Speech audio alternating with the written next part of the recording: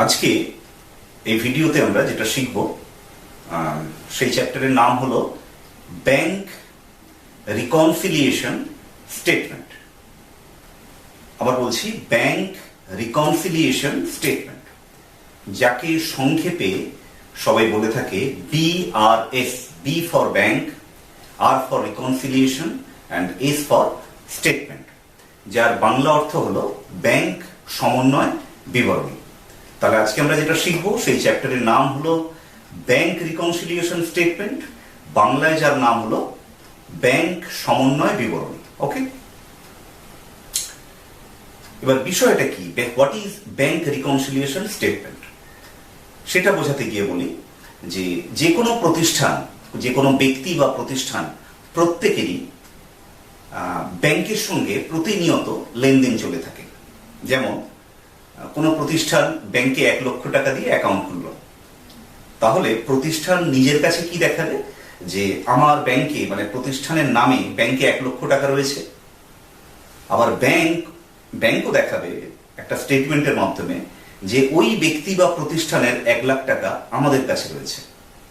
এইভাবে যদি ব্যাপারটা দেখি, যে আমি এক্স এর কাছে 100 টাকা জমা দিলাম, তাহলে আমি আমার খাতায় লিখে রাখবো যে এক্স এর কাছে আমার 100 টাকা জমা রয়েছে।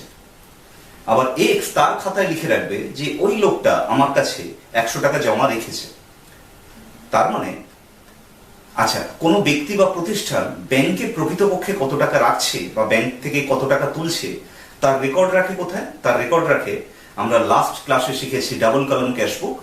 অর্থাৎ সেই ডাবল কলাম ক্যাশ বইতে কোনো ব্যক্তি বা প্রতিষ্ঠান ব্যাংকে কত টাকা জমা রাখছে, ব্যাংক থেকে কত টাকা তুলছে তার হিসেবটা রেখে থাকে। আর ব্যাংক সেই লোকটির কত টাকা ব্যাংকে জমা পড়লো, লোকটি ব্যাংক থেকে কত টাকা তুললো তার হিসেব রাখে ব্যাংক স্টেটমেন্টের মাধ্যমে, এবং সেটা আমরা দেখতে পাই পাস বইতে। ক্লিয়ার? তাহলে কোনো একটি তারিখে bank balance as per cashbook and bank balance as per bank statement or passbook দুটো সমান হওয়ার কথা। তার মানে কি, আমি যদি ব্যাংকে 1 লাখ টাকা রাখি, তাহলে আমার ক্যাশ বই ডিসক্লোজ করবে যে আমার ব্যাংকে 1 লাখ টাকা রয়েছে, আর পাসবই জানাবে যে আপনার আমার কাছে 1 লাখ টাকা জমা রইল। সেটা ব্যাংক জানাবে কার মাধ্যমে? ব্যাংক স্টেটমেন্টের মাধ্যমে বা পাসবইয়ের মাধ্যমে। আর ট্রেডার মানে ব্যবসায়ী, কোনো ব্যক্তি বা প্রতিষ্ঠান, সে তার হিসেব রাখবে কোথায়? ডাবল কলম ক্যাশ বইয়ের ব্যাংক স্টেটমেন্ট মানে ব্যাংকের কলমে। ওকে, সেই জন্যই বলা হচ্ছে যে কোনো একটা পার্টিকুলার তারিখে the bank balance as per cashbook and bank balance as per bank statement or passbook দুটো মেলা উচিত। কিন্তু রিয়েল লাইফে, বাস্তব জগতে দেখা যায় এমন অনেকগুলো ঘটনা ঘটে যায় মাঝপথে যে দুটো ব্যালেন্স মেলে না। এই দুটো ব্যালেন্সের মধ্যে মিলকরণ করাবার জন্য, দুটো ব্যালেন্স মানে bank balance as per cashbook and bank balance as per bank statement or passbook, এই দুটো ব্যালেন্সকে মেলানোর জন্য, মিলকরণ করাবার জন্য একটা স্টেটমেন্ট, আবার বলছি স্টেটমেন্ট তৈরি করা হয়। That statement is known as bank reconciliation statement. তাহলে নগদান বইয়ের ব্যাংকের ঘরের জের এবং পাস বইয়ের ব্যাংকের জের, উভয় বইয়ের মধ্যে মিলকরণ করাবার জন্য যে বিবরণী প্রস্তুত করা হয় তাকে বলা হয় ব্যাংক রিকনসিলিয়েশন স্টেটমেন্ট বা বিআরএস।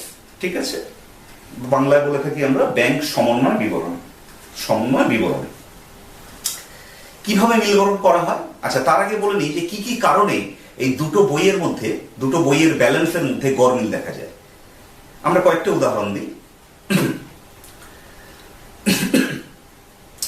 মিস্টার এক্স কে 500 টাকার চেক কেটে দিলাম। এবার আমাদের হাতে কি থাকে? ক্যাশ বই। ক্যাশ বইয়ের আমরা জানি দুটো দিক, একটা ডেবিট দিক আর একটা ক্রেডিট দিক। যখনই আমরা চেক, মিস্টার এক্স কে চেক দিচ্ছি, তাহলে কি কোন দিকে লিখবো? ক্যাশ বইয়ের ক্রেডিট দিকে। যেহেতু ক্রেডিট দিকে কেন লিখছি? কারণ কাউকে যদি চেক পে করি তাহলে আমার ব্যাংক ব্যালেন্স কমে যাওয়া উচিত, সেই জন্য ক্রেডিট দিকে লিখি। কাকে দিচ্ছি? এক্স কে, তাহলে লিখবো বাই মিস্টার এক্স। যেহেতু চেক পেমেন্ট করছি, তাহলে টাকাটা বসাবো কোন ঘরে? ব্যাংকের কলমে। এই ক্যাশ বইয়ের ক্রেডিট দিকে ব্যাংকের কলমে লেখার অর্থ হলো ক্যাশ বইয়ের ব্যাংক ব্যালেন্স আগে যা ছিল তার চাইতে কমে গেল। এবার দেখা গেল যে সেই লোকটি ব্যাংক থেকে টাকাটা তুলতে গেল না, চেকটা নিয়ে গেল না। তাহলে কি হলো? ব্যাংক ব্যালেন্স আগে যা ছিল তাই হয়ে গেছে। আরেকটু অন্যভাবে বলি, আমার ক্যাশবুকের ব্যাংক ব্যালেন্স ছিল 10,000 টাকা, তো আমি যদি মিস্টার এক্স কে 500 টাকার চেক দিয়ে দিই, তাহলে অ্যাট প্রেজেন্ট ক্যাশ বইয়ের ব্যাংক ব্যালেন্স কত হবে? 9,500। এবার ব্যাংকে দেখো, ব্যাংকেও ছিল 10,000, কিন্তু মিস্টার এক্স ওই চেকের টাকাটা ব্যাংক থেকে তুলতে গেল না, তাহলে পাসবইতে কত হয়ে আছে? 10,000ই হয়ে আছে। দেখো, তাহলে কিছুক্ষণ আগে পর্যন্ত bank balance as per cashbook 10,000 ছিল, bank balance as per passbook 10,000 ছিল, কিন্তু এক্ষুনি কি হলো? Bank balance as per cashbook হয়ে গেল 9,500, কিন্তু bank balance as per passbook 10,000টা ছিল, 10,000 রয়েই গেল। তাহলে কি হলো? দুটো ব্যালেন্সের মধ্যে একটা ফারাক তৈরি হয়ে গেল। আরো একটা উদাহরণ, আমি মিস্টার এক্স এর থেকে টাকা পাই, সে ডাইরেক্ট আমার ব্যাংকে ডিপোজিট করে এলো। তাহলে সে যদি ডাইরেক্ট ব্যাংকে ডিপোজিট করে, কোথায় বেড়ে গেল? Bank balance as per passbook increase করলো, কিন্তু ক্যাশ বইয়ে আমি ঠিক সময় জানতে পারিনি, তাহলে ক্যাশ বই ব্যালেন্স, ক্যাশ বইতে আমি তার রেকর্ড রাখতে পারিনি, তাহলে ক্যাশ বইতে যা ছিল তাই রয়ে গেল, কিন্তু দেখা গেল পাসবই ব্যালেন্স বেড়ে গেল, যেহেতু এক্স ডাইরেক্ট ব্যাংকে টাকা জমা দিয়ে দিয়েছে। ওকে, আরো একটা এক্সাম্পল দিই। আমরা জানি ব্যাংক প্রতিনিয়ত তার ক্লায়েন্টের হয়ে অনেক কাজ করে থাকে, যেমন ইনকাম ট্যাক্সের বিল, ইলেকট্রিসিটি বিল, এগুলো as per instructions bank payment করে দিচ্ছে। তাহলে ব্যাংক যখন পেমেন্ট করে দিচ্ছে, আমার অ্যাকাউন্ট থেকে টাকা কেটে নিয়েই ন্যাচারালি ব্যাংক পেমেন্ট করবে। আর ব্যাংকের হাতে কি বই থাকে? ব্যাংক স্টেটমেন্ট থাকে, পাসবই থাকে। তো ব্যাংক স্টেটমেন্ট থেকে সেই টাকাগুলো কমে যাচ্ছে, মানে ব্যাংক ব্যালেন্স যা ছিল, ব্যাংক যখনই ওই পেমেন্টগুলো করছে ডাইরেক্ট, তখন ব্যাংক ব্যালেন্স কমে যাবে আগের চাইতে। এবার যথাসময়ে ব্যাংক যদি সেই খবরটা আমাকে না দেয়, তাহলে আমি ক্যাশ বইতে কমাতে পারছি না। তাহলে কি দেখা যাবে? না, ক্যাশ বই ব্যালেন্স বেড়ে থাকবে দেন পাসবুক ব্যালেন্স। এইরকম আরো অনেক কারণ থাকে, গরমিলের কারণ থাকে, যে কারণে দেখা যায় যে ক্যাশ বুকের ব্যাংক ব্যালেন্স আর bank balance as per passbook আর ব্যাংক স্টেটমেন্ট দুটো এগ্রি করে না। এই দুটোর মধ্যে মিলকরণ করাবার জন্য একটা স্টেটমেন্ট তৈরি করা হচ্ছে। That statement is known as bank reconciliation statement or BRS. Clear? এবার কিভাবে অঙ্কের প্রসেসটা কি হবে সেটা বোঝার আগে আমরা আরেকটা কথা বলে নিই। ধরলাম আমার কাছে 10 টাকা আছে, আমি হলাম ক্যাশবুক, তোমার কাছে 8 টাকা আছে, তুমি হলে পাসবুক। এবার যদি বলে যে 8 টাকাটাকে 10 টাকা করো, তাহলে কি করতে হবে? 8 টাকা থেকে আমার কাছে আছে 10 টাকা, তোমার কাছে আছে 8 টাকা, বলা হলো 10 টাকাটাকে 8 টাকা করে দাও, তাহলে কি করতে হবে? 10 থেকে 2 টাকা মাইনাস করলে 8 টাকায় চলে যাবে। তার মানে ক্যাশবুকের ব্যালেন্সটাকে যদি পাসবইয়ের সাথে মেলাতে হয়, তাহলে 2 টাকা মাইনাস করতে হচ্ছে। আবার ঠিক উল্টো দিকে যদি বলা হয় যে 8 টাকাটাকে 10 টাকা করে দাও, তার মানে পাসবইয়ের ব্যালেন্সটাকে যদি ক্যাশ বইয়ের সাথে মেলাতে হয়, তাহলে 8 এর সঙ্গে 2 টাকা প্লাস করতে হবে। অর্থাৎ ক্যাশ বই ধরে করলে যে টাকাটা প্লাস করা হবে, পাসবই ধরে করলে সেই টাকাটা মাইনাস করা হবে। আবার উল্টো দিক থেকে ক্যাশ বই থেকে যে টাকাটা মাইনাস করলে পাসবইয়ের ব্যালেন্সের সাথে মেলে, পাসবইকে ক্যাশ বইয়ের সাথে মেলাতে গেলে তাহলে সেই টাকাটা কি করতে হবে? প্লাস করতে হবে। ঠিক অপোজিট রিলেশন আর কি। বিষয়টা আরো ক্লিয়ার করার জন্য আমি কিছু বোর্ড ওয়ার্ক করে নিই, তোমরা দেখো।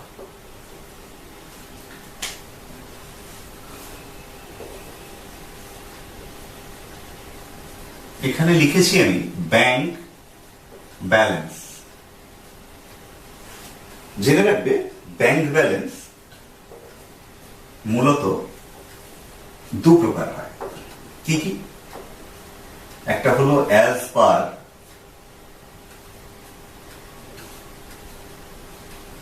ক্যাশ বুক, আর একটা ন্যাচারালি হবে অ্যাজ পার পাস বুক। ওকে, তাহলে ব্যাংক ব্যালেন্স দু প্রকার হয়, একটা হলো অ্যাজ পার ক্যাশ বুক আর একটা হলো as per passbook. Clear? Cash বুকের ব্যালেন্স আবার দু রকম হয়। আমরা আগের ভিডিওতে জেনেছি যে ব্যাংকের ব্যালেন্স ডেবিট ব্যালেন্সও হতে পারে, ক্রেডিট ব্যালেন্সও হতে পারে। তাহলে ক্যাশ বুকের ব্যালেন্স যদি ইন্ডিকেট করে ডেবিট ব্যালেন্স, তাহলে এটা ইন্ডিকেট করছে, এটা বুঝে নিতে হবে this is favourable balance, FAVOURABLE, favourable balance. Okay, আর ক্যাশ বইয়ের ব্যালেন্স যদি ক্রেডিট ব্যালেন্স হয়,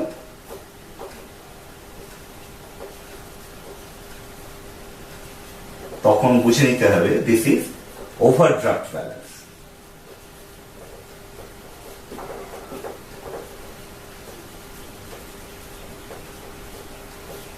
ক্লিয়ার? তাহলে কি জানলাম যে ব্যাংকের ব্যালেন্স দু রকম হয়, as per cashbook, as per passbook. ক্যাশবুকের ব্যালেন্স আবার দু রকম, either debit or credit. Debit balance indicate করে ফেভারেবল ব্যালেন্স, আর ক্রেডিট ব্যালেন্স ইন্ডিকেট করে ওভারড্রাফট ব্যালেন্স। একই রকম ভাবে পাসবইয়েরও কিন্তু দু রকম ব্যালেন্স হয়। One is called debit balance,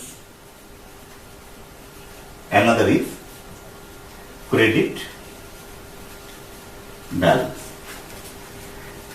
cash বইয়ের সঙ্গে পাস বইয়ের ঠিক উল্টো সম্পর্ক।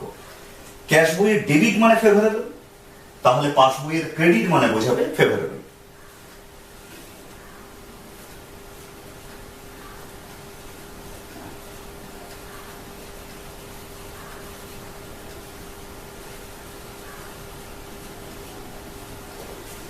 ক্যাশ বইয়ের ক্রেডিট মানে ওভারড্রাফট, পাস বইয়ের ডেবিট মানে ওভারড্রাফট।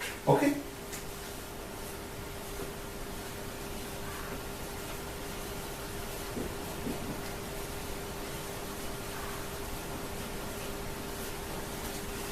তাহলে আরেকবার রিপিট করছি, ব্যাংক ব্যালেন্স দু রকম হয়। One is bank balance as per cashbook, আরেকটি হলো bank balance as per passbook. ক্যাশবুকের ব্যালেন্স দু রকম হয়, either debit or credit. Debit balance indicate করে favourable balance, credit balance indicate করে ওভারড্রাফট ব্যালেন্স। পাসবুক ঠিক এর অপোজিট, অর্থাৎ ক্রেডিট ব্যালেন্স ইন্ডিকেট করে ফেভারেবল আর ডেবিট ব্যালেন্স ইন্ডিকেট করে ওভারড্রাফট। এবার প্রশ্ন যে what is favourable balance and what is overdraft balance. জেনে রাখবে, ফেভারেবল ব্যালেন্স মানে হলো ব্যাংকে আমার টাকা আছে, মানে আমার পক্ষে টাকা আছে। আর ওভারড্রাফট ব্যালেন্স মিনস হচ্ছে নেগেটিভ ব্যালেন্স, মানে ব্যাংকে যা জমা ছিল তার চাইতে টাকা তুলে নেওয়া হয়েছে বেশি, তার মানে ব্যাংকের কাছে সেটা দেনা বোঝায়, অর্থাৎ ক্রেডিট ব্যালেন্স। ওকে, তাহলে একই রকম ভাবে পাসবইয়ের ক্রেডিট ব্যালেন্স মানে ফেভারেবল, তার মানে পাসবই ব্যালেন্স যদি ইন্ডিকেট করে যে ওটা ক্রেডিট, তার মানে আমার টাকা রয়েছে।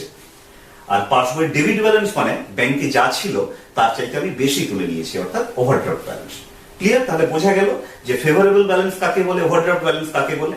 আমরা ছোট করে বলতে পারি, favourable balance means positive balance and overdraft balance means negative balance. এটা একটা ব্যাপার। আরেকটা জিনিস জানতে পারলাম যে ক্যাশ বই যা ইন্ডিকেট করবে, পাস বই তার উল্টো জিনিস ইন্ডিকেট করে। মানে ক্যাশ বই যেটাকে ফেভারেবল বলবে, ডেবিট ব্যালেন্স মানে ফেভারেবল বলবে, পাস বইয়ের ডেবিট মানে কিন্তু ওভারড্রাফট বলবে। ক্যাশ বইয়ের ক্রেডিট মানে ওভারড্রাফট, পাস বইয়ের ক্রেডিট মানে কিন্তু ফেভারেবল, জাস্ট অপোজিট রিলেশন। যদি বলো মিল, তাহলে ক্যাশ বইয়ের ডেবিট মানে যা বোঝাবে, পাস বইয়ের ক্রেডিট মানে তাই বোঝাবে। ক্যাশ বইয়ের ক্রেডিট মানে যা বোঝাবে, পাস বইয়ের ডেবিট মানে তাই বোঝাবে। ক্লিয়ার? তো এটা একটা ইনিশিয়াল ধারণা আমরা নিলাম। এরপরে যেটা শিখবো সেটা হলো যে অঙ্ক কষতে গেলে আমাদের কি প্রসেসটা অ্যাপ্লাই করতে হবে।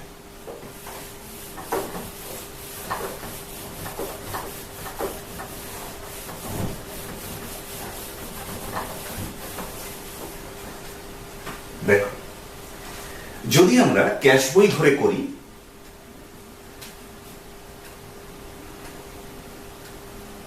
আমরা করবো কি, এরকম সি আর পি করে নেব। C stands for cashbook and P for passbook. যদি কোনো অঙ্ক সি ধরে করতে হয়, তার আগে একটা বলে নেওয়া দরকার যে সি ধরে কখন করব। ক্যাশবুক ফেভারেবল মানে সি ধরে করব। ওকে, আচ্ছা আমরা একটু অন্যভাবে দেখাই।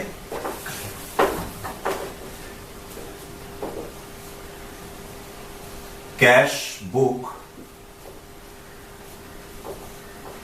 ডেবিট ব্যালেন্স কি ইন্ডিকেট করে? Favourable, FAVOURABL। Cashbook favourable balance মানে ডেবিট ব্যালেন্স, এটা যখন অঙ্কে দেয়া থাকবে তখন অঙ্কটা আমরা করবো এইভাবে, পাশে একটা এটা রাফ কাজ করবো, সিপি। নিয়মটা এক কথায় মনে রাখবে, যার ফেভারেবল তার মাথায় টিক দেব। কি বললাম? যার ফেভারেবল তার মাথায় টিক দেব। ওভারড্রাফট হলে অপোজিট সাইডে টিক দেব। তো এখানে ক্যাশবুকের favourable, C stands for cashbook, P for passbook, তাহলে টিকটা কার মাথায় দেব? সি এর মাথায়। ওকে, এগেন ক্যাশবুক যদি ক্রেডিট ব্যালেন্স হয়, এটা কি ইন্ডিকেট করে? Overdraft. তাহলে আবার যদি সি আর পি করি, ইন দ্যাট কেস যার ফেভারেবল তার মাথায় tick, in case of overdraft opposite সাইডে টিক দেব।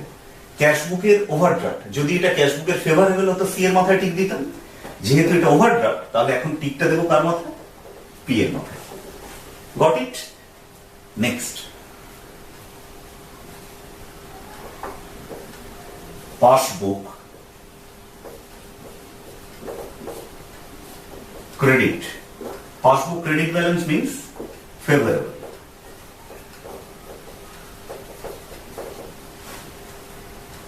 আবার সিপি করলাম, বললাম কি যার ফেভারেবল তার মাথায় টিক। ফেভারেবল কার ফেভারেবল? পাসবুক, তাহলে টিকটা কার মাথায় দেব? পি এর মাথায়। নেক্সট,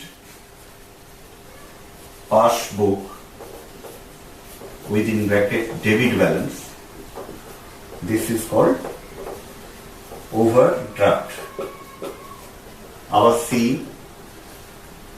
P, যার ফেভারেবল তার মাথায় tick, in case of overdraft opposite সাইডে টিক দিতে হবে। পাসবুক ফেভারেবল হলে পির মাথায় টিক হতো, যেহেতু ওভারড্রাফট তাহলে তার অপোজিট মানে সি এর মাথায় টিক দেবে। তাহলে টিক দেওয়ার ব্যাপারটা ক্লিয়ার হবে। এবার প্রশ্ন হয় যে কি মশাই করাচ্ছেন, কি টিক দিচ্ছেন? টিক দিচ্ছে এই কারণে, আমি যদি মানে এই অঙ্ক চারটে জিনিস ধরে হতে পারে, আইদার ক্যাশবুকের ফেভারেবল ধরে হতে পারে, ক্যাশবুকের ওভারড্রাফট ধরে হতে পারে, পাসবুক ফেভারেবল ধরে হতে পারে, পাসবুক ওভারড্রাফট ধরে হতে পারে। যদি ক্যাশবুকের ফেভারেবল হয় তাহলে এইরকম আমরা সিআরপি করে নেবো। আমরা কয়েকটা জিনিস মুছে নিই আগে।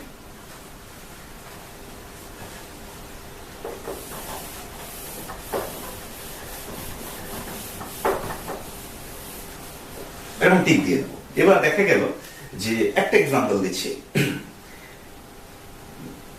মিস্টার এক্স কে 10,000 টাকা চেক ইস্যু করা হয়েছে। তাহলে কোনো পার্টিকে যদি আমরা চেক ইস্যু করে দিই, আমাদের হাতে থাকে ক্যাশ বই, ক্যাশ বই ব্যালেন্স বাড়াবো না কমাবো? কমাবো, কারণ চেক যখনই দিচ্ছি তাহলে ক্যাশ বইয়ের ক্রেডিট দিকে লেখা হচ্ছে ব্যাংকের কলামে, তাহলে ক্যাশ বই ব্যালেন্স কি হয়ে যাবে? না, কমে যাবে। এবার মিস্টার এক্স যদি চেকটাকে এনক্যাশ না করে ফ্রম ব্যাংক, চেকটাকে যদি না ভাঙাতে যায় ব্যাংক থেকে, তাহলে পাসবই ব্যালেন্স কি আগে যা ছিল তাই রয়ে যাবে, মানে পাসবই ব্যালেন্স বেড়ে থাকবে দেন ক্যাশবুক। এবার দেখো ব্যাপারটা তোমাদের কাছে ক্লিয়ার হয়ে যাবে যে কেন আমরা মাথায় টিক দিয়েছি। এই অঙ্কটা দেখো, ক্যাশবুক ব্যালেন্স ফেভারেবল, তার মানে সি এর মাথায় টিক দেওয়া হয়েছে।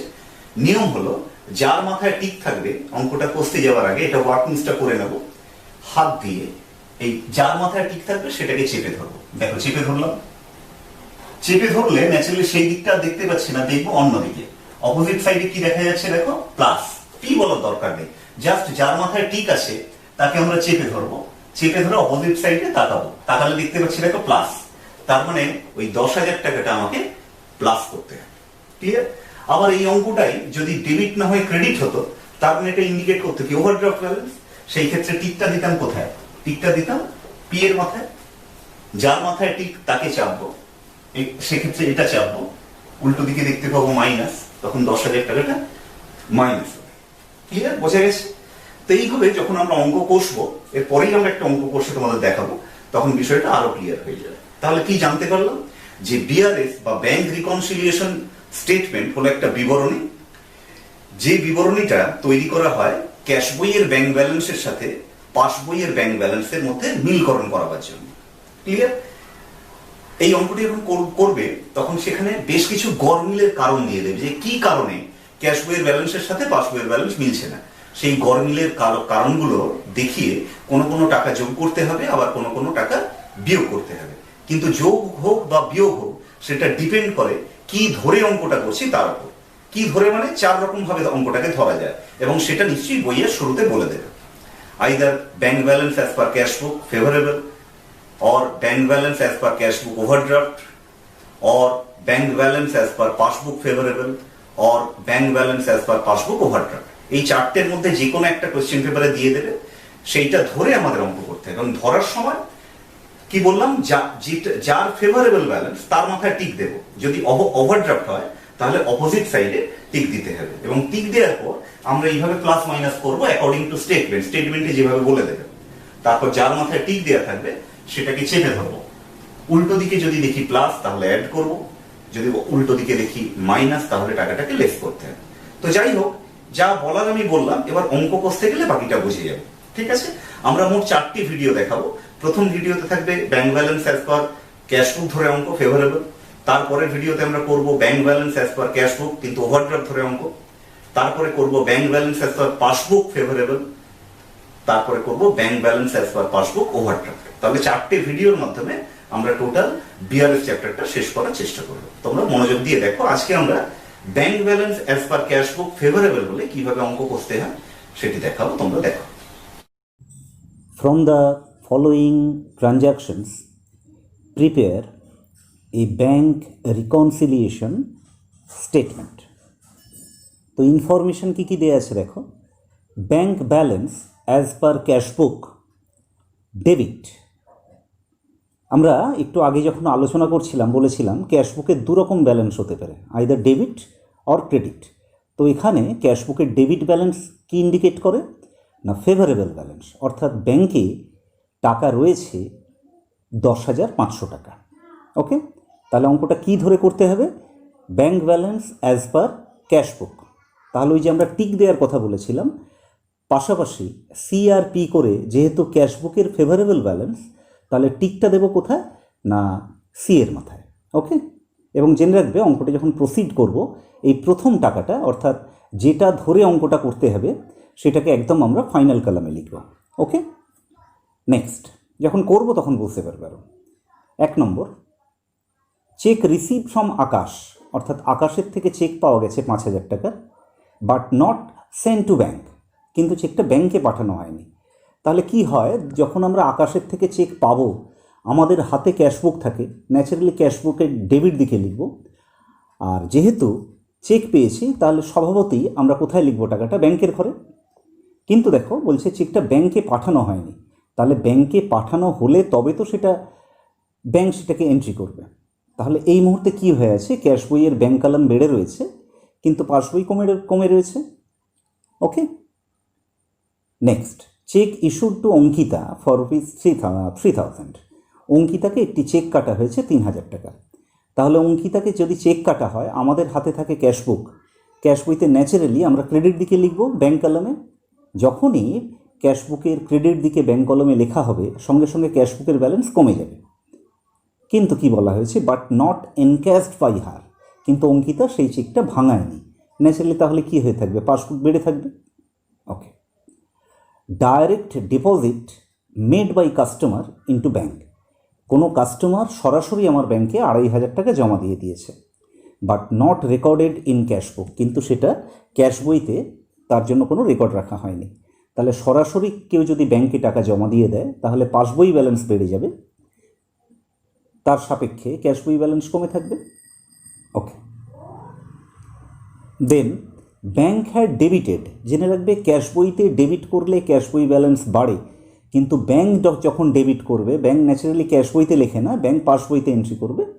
তাহলে পাস বইতে ডেবিট করলে কি হবে না পাস বই কমে যাবে। মানে ক্যাশ বইতে ডেবিট করলে যা হয়, পাস বইতে ডেবিট করলে ঠিক তার অপোজিট এফেক্ট হয়। ওকে, তাহলে পাস বই ব্যালেন্স কমে গেছে, আর ন্যাচারালি ক্যাশ বইতে লেখা হয়নি মানে ক্যাশ বই বেড়ে রয়েছে। তারপর যাও, bank had credited ₹2,000 as interest. তো ব্যাংক ডেবিট করলে যদি কমে যায় পাসবুক, তাহলে ব্যাংক ক্রেডিট করলে কি হবে? পাসবই বেড়ে গেছে। মানে সোজা কথা, ব্যাংক তোমায় টাকা দিয়েছে 2,000 টাকা ইন্টারেস্ট বাবদ, কিন্তু সেটা ক্যাশ বইতে লেখা হয়নি, অর্থাৎ ক্যাশ বই ব্যালেন্স কমে আছে এবং পাসবই ব্যালেন্স বেড়ে আছে। এবার দেখো আমরা অঙ্কটাকে কিভাবে করছি। দেখো ওই যে দেয়া ছিল ব্যাংক ব্যালেন্স অ্যাজ পার ক্যাশ বুক, সেটা ধরে আছে উপরে লিখেছি দেখো ব্যাংক রিকনসিলিয়েশন স্টেটমেন্ট। কবে করতে বসছি?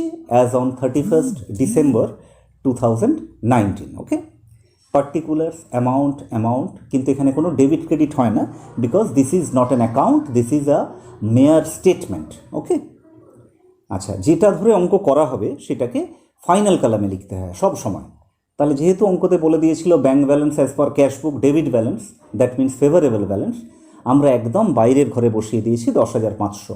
সব অঙ্কের ক্ষেত্রেই কিন্তু এটা হবে, অর্থাৎ যেটা ধরে অঙ্ক হবে সেটা প্রথমে লিখব, লিখে টাকাটা আমরা ফাইনাল কলামে পাঠাবো। ওকে, এবার দেখো একবার অঙ্কে ফিরে আসছি। দেখো বলা হয়েছিল চেক আকাশের থেকে পেয়েছি কিন্তু ব্যাংকে পাঠানো হয়নি। তো আমরা কি করছি দেখো, প্রথমে ওয়ার্কিংসটা করে নিচ্ছি। দেখো 1 নম্বর, যদি চেক পেয়ে ব্যাংকে চেক পাই তখন আমরা ক্যাশ বইতে প্লাস করি, কিন্তু ব্যাংকে যেহেতু পাঠানো হয়নি ন্যাচারালি পাস বই মাইনাস হয়ে আছে, অ্যামাউন্ট 5000। যেহেতু ক্যাশ বুকের ফেভারেবল ব্যালেন্স সি এর মাথায় টিক দিয়েছি, তাহলে ক্যাশ বইটাকে যদি আমরা চেপে ধরি তাহলে উল্টো দিকে কি দেখতে পাচ্ছি, মাইনাস। তার মানে এই 5000 টাকাটাকে মাইনাস করতে হবে। ওকে, তো দেখো আমরা মাইনাস করেছি। এই দেখো লিখেছি less cheque received but not send to bank 5000 টাকা। বোঝা গেছে? আবার ব্যাক করছি। দেখো cheque issued to Ankita for ₹3000, অর্থাৎ অঙ্কিতাকে 3000 টাকা চেক কাটা হয়েছে, but not encashed by her, কিন্তু সে চেকটিকে ভাঙায়নি। তাহলে আগে ওয়ার্কিংস করে নিই। দেখো 2 নম্বর, অঙ্কিতাকে যখন চেক দিলাম তাহলে ক্যাশ বইয়ের ক্রেডিট দিকে লিখেছি ব্যাংক কলামে। তা যেই ক্যাশ বইয়ের ক্রেডিট দিকে লিখব তাহলে ক্যাশ বই ব্যালেন্স কমে গেল, দেখো মাইনাস লিখেছি। যেহেতু অঙ্কিতা চেকটা ভাঙায়নি তাহলে পাস বই ব্যালেন্স বেড়ে রয়েছে, সেই জন্য পি প্লাস হয়ে আছে। সি ধরে অঙ্ক করছি, তাহলে সিটাকে যদি আমরা চেপে দিই তাহলে অপোজিট সাইডে দেখো প্লাস হয়ে আছে 3000 টাকা। সেই জন্য অঙ্কটা যখন করব আমরা 3000 টাকা প্লাস করেছি। দেখো প্লাসটা করে নিয়েছি। দেখো প্লাসগুলো উপরে লিখছি, add cheque issued to Ankita but not yet encashed by her 3000 টাকা। ওকে, এবার থেকে যা যা লিখবো মানে প্রথম অ্যামাউন্টটা বাইরে লেখার পর অ্যাড হোক বা লেস হোক সবই কিন্তু প্রথম ঘরে লিখতে হবে। ওকে, আবার ব্যাক করলাম। Direct deposit made by customer into bank, customer সরাসরি ব্যাংকে জমা দিয়ে দিয়েছে, but not recorded in cash book, কিন্তু ক্যাশ বইতে তার কোনো এন্ট্রি করা হয়নি। দেখা যাক ওয়ার্কিংসে। 3 নম্বর, দেখো কাস্টমার যদি সরাসরি ব্যাংকে জমা দিয়ে দেয় তাহলে পাসবই ব্যালেন্স সরাসরি বেড়ে যায়, কিন্তু ক্যাশ বইতে লেখা হয়নি মানে তার রেসপেক্টে ক্যাশ বই কমে আছে 2500 টাকা। তো যেহেতু সি ধরে অঙ্ক করছি, সিটাকে যদি চেপে দিই অপোজিট সাইডে দেখো প্লাস হয়ে আছে, সেই কারণে 2500 টাকাটা প্লাস হবে। ওকে, তো দেখো অ্যাড করেছি। 2 number, direct deposit made by customer but not entered in cash book 2500 টাকা। ওকে, আবার একবার ব্যাক করি। দেখো বলা হয়েছে bank had debited bank charges, bank debit করেছে মানে ব্যাংক টাকা কেটে নিয়েছে, কিন্তু সেটা ক্যাশ বইতে লেখা হয়নি। ওয়ার্কিংসে যাই। ব্যাংক কেটে নিয়েছে বললে বোঝায় পাসবই ব্যালেন্স কমে গেছে। দেখো 4 নম্বরে পাসবই ব্যালেন্স মাইনাস লিখেছি। এবার ক্যাশ বইতে লিখিনি মানে তার রেসপেক্টে ক্যাশ বই ব্যালেন্স বেড়ে আছে 200 টাকা। তাহলে সিটাকে যদি আমরা চেপে ধরি দেখো পি মাইনাস হয়ে আছে, তার মানে এই টাকাটাকে লেস করতে হবে। দেখো লেস করেছি 200 টাকা। কী লিখেছি, bank had debited bank charges but not recorded in cash book. Total লেখাগুলো স্টেটমেন্ট ফর্মে লেখা হবে। আরেকটা বাকি আছে দেখো, bank had credited ₹2000, bank credit করেছে মানে ব্যাংক আমার অ্যাকাউন্টে টাকা জমা করেছে, কি হিসেবে, as interest. Okay, as interest, but not recorded in cash book, কিন্তু ক্যাশ বইতে লেখা হয়নি। তাহলে কি হবে, ওয়ার্কিংসে যাওয়া যাক। দেখো ব্যাংক ক্রেডিট করেছে মানে পাসবই ব্যালেন্স বেড়ে গেছে, ক্যাশ বইতে লেখা হয়নি মানে ক্যাশ বই কমে আছে 2000 টাকা। তো কীভাবে লিখছি দেখো, তার মানে এটা কী হবে, সি চেপে ধরলে উল্টো দিকে তাকালে দেখতে পাচ্ছি প্লাস, তার মানে এটা অ্যাড করব 2000। দেখো অ্যাড করা হয়েছে, bank had credited interest but not recorded in cash বুক 2000। তো অঙ্ক শেষ। এবার যোগ বিয়োগটা কীভাবে করছি দেখো, যে কটা যোগ হয়েছে মানে 3000, 2500, 2000 আন্ডারলাইন করে যোগফলটা বাইরে পাঠানো হলো 7.5। এবার উপরে ছিল 10,500, নিচে 7.5, দুটো যোগ করে হলো 18,000। এবার যে কটা বিয়োগ হয়েছিল 5000 আর 200 যোগ করে বাইরে পাঠানো হলো 5200। এবার 18,000 থেকে 5200 মাইনাস করে হলো 12,800 টাকা। ঠিক আছে, এবার দেখো অঙ্কটা শুরু হয়েছিল ব্যাংক ব্যালেন্স অ্যাজ পার ক্যাশ বুক, তাহলে এটা এবার লিখতে হবে ব্যাংক ব্যালেন্স অ্যাজ পার, এখানে ক্যাশ বুক থাকলে একটা হয়ে যাবে পাসবুক, এটা যদি পাসবুক থাকতো তাহলে এখানে হতো ক্যাশ বুক। ক্লিয়ার? তো এইভাবে আমরা অঙ্কটা শেষ করলাম। এর পরের দিন আমরা ক্যাশ বুকের অঙ্ক করব, কিন্তু ওভারড্রাফট ব্যালেন্স ধরে। ওকে, তাহলে আজ এই পর্যন্ত থাকলো। তোমরা খুব ঠান্ডা মাথায় দেখবে, বোঝার চেষ্টা করবে। আবার যেটা বলে থাকি, যদি কোথাও বুঝতে অসুবিধা হয় আমার ফোন করতে পারো বা মেসেজ করতে পারো, আমি রিপ্লাই দেবো। ওকে, ঠিক আছে।